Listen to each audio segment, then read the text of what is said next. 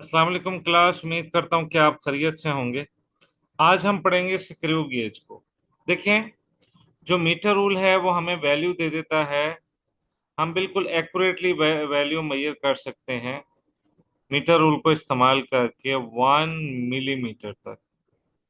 लेकिन अगर हमने उससे कम वैल्यू मेजर करनी है तो फिर हम इस्तेमाल करते हैं वर्नियर कैलिपर को। अब वर्नियर कैलिपर हमें कहाँ तक रीडिंग दे सकता है? कम से कम वैल्यू जो हमें दे सकता है वो 0.1 मिलीमीटर दे सकता है।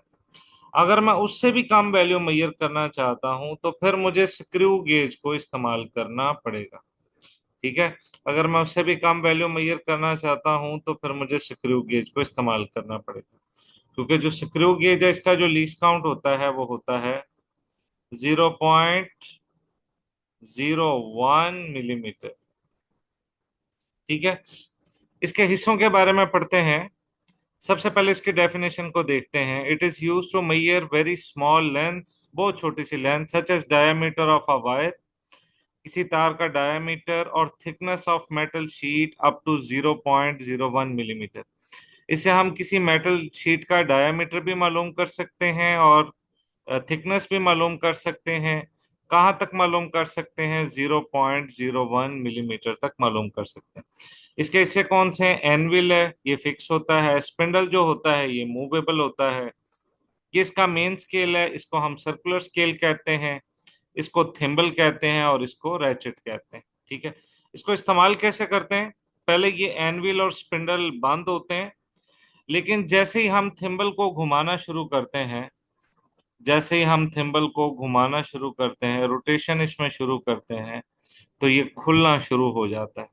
और इसमें फिर हम उस चीज को डालते हैं जिसका हमने लेंथ या डायमीटर मालूम करना होता है। ठीक है।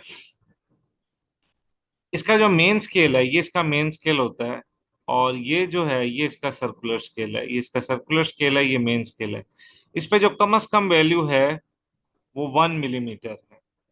और जो सर्कुलर नंबर ऑफ डिवीजन्स हैं, मतलब सर्कुलर स्केल पे जो नंबर ऑफ डिवीजन्स लगी हुई हैं, यहाँ जो लाइंस लगी हुई हैं वो 100 लगी हुई हैं।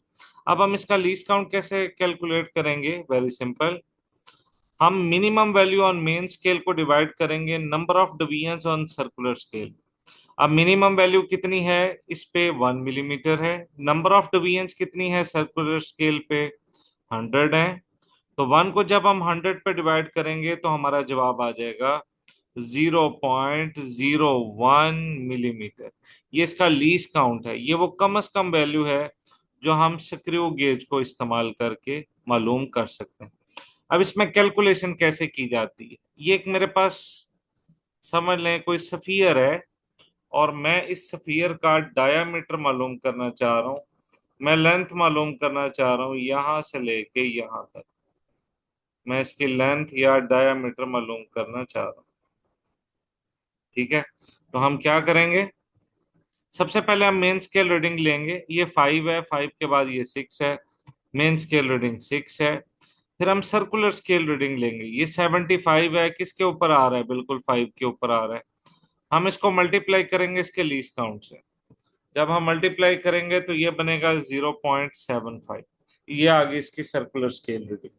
अब मैंने टोटल रीडिंग लेनी है। टोटल रीडिंग मैं कैसे लूंगा? वो बराबर होगी main scale reading 6 millimetre, circular scale reading 0.75 millimetre. दोनों को ऐड करेंगे, जवाब आ जाएगा 6.75 मिलीमीटर। इसमें भी एरर हो सकते हैं। कैसे मालूम करेंगे? हम इसके एनविल को और स्पिंडल को, इस बॉल को बाहर निकालेंगे और इसको घुमाएंगे। ये जो थिम्बल होता है ये घूम सकता है।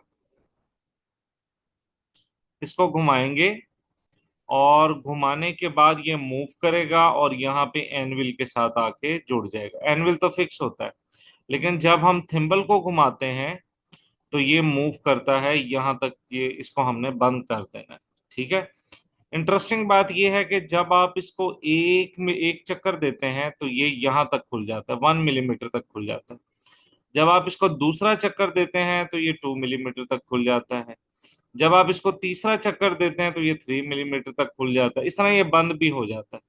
जब आप इसको उल्टा घुमाएंगे तो ये 1 मिलीमीटर तक बंद हो जाएगा, फिर एक चक्कर देंगे, फिर ये इस तरह ये बंद हो जाएगा। ठीक है, तो इस तरह हम इसका जो है यहाँ पे डायमीटर मालूम कर सकते हैं। ठीक है, नेक्स्ट जी, इसके इसमें हम इसके दोनों जो जाज हैं उनको हम बंद करेंगे, एनविल को और स्पिंडल को, इसमें से बॉल को बाहर निकाल के दोनों को बंद कर देंगे। अगर तो मेन स्केल का जीरो सर्कुलर स्केल के जीरो के बिल्कुल ऊपर आ रहा हो तो हम कहेंगे किसी तरह का एरर नहीं है। लेकिन अगर ये सर्कुलर स्केल का जीरो नीचे चला जाए तो पॉजिटिव जीरो एरर होगा। अगर सर्कुलर स्केल का जीरो ऊपर चला जाए तो नेगेटिव जीरो एरर होगा। If the zero of the circular scale if zero of the circular scale not coinciding with the zero of main scale, it is called zero error। अगर circular scale का zero main scale के zero के साथ कंसाइड ना कर रहा हो, नीचे जा रहा हो या ऊपर जा रहा हो, तो उसे हम जीरो एरर कहते हैं। If zero of circular scale not coinciding with the zero of main scale, error is called zero error. Figure A में किसी तरह का कोई एरर नहीं है। फिगर बी में देखें, जीरो नीचे चला गया है। अगर इंडेक्स लाइन या मेन स्केल के जीरो से सर्कुलर स्केल का जीरो नीचे चला जाएगा तो एरर पॉजिटिव होगा। अगर सर्कुलर स्केल का जीरो ऊपर चला जाएगा तो जो एरर होगा वो नेगेटिव जीरो एरर होगा। ठीक है, इसके बाद if zero of the circular scale not coinciding, अगर ना कंसाइड कर रहा हो तो एरर होगा। Zero of circular scale below the index line, अगर ये नीचे होगा इंडेक्स लाइन से तो एरर जो है वो पॉजिटिव होगा। और अगर सर्कुलर स्केल का जीरो इंडेक्स लाइन से ऊपर होगा तो जो एरर होगा वो नेगेटिव जीरो एरर होगा। स्टॉप वॉच क्या होती है? It is a device that is use to measure the time interval of an event. किसी वाक्य के वक्त को मालूम करने के लिए स्टॉप वॉच को इस्तेमाल किया जाता है। कोई भी वाक्य, जैसे सूरज का निकलना, सूरज का गरूब होना, कोई दो बच्चों की रेस लगाना, और उसके लिए जो डिवाइस इस्तेमाल की जाती है उसे हम स्टॉप वॉच कहते हैं। स्टॉप वॉच की दो टाइप्स हैं, एक को हम मैकेनिकल स्टॉप वॉच कहते हैं, ठीक है, और एक को हम कहते हैं it measures the time interval up to 0.1 second. ये 0.1 सेकेंड तक किसी भी वाक्य के वक्त को मालूम कर सकती है। इस पे ये नॉब लगी होती है, हम इसको जब पहली दफा प्रेस करते हैं तो ये जो सुइयां हैं ये सेट हो जाती हैं, 0 0 पे आ जाती हैं। और जब हम इसको दूसरी दफा प्रेस करते हैं तो ये जो यहाँ पे सुइयां लगी हुई हैं ये चलना शुरू हो जाती हैं। फिर जब हम इसको तीसरी दफा प्रेस करते हैं तो फिर ये सुइयां जो चल रही हैं वो रुक जाती हैं।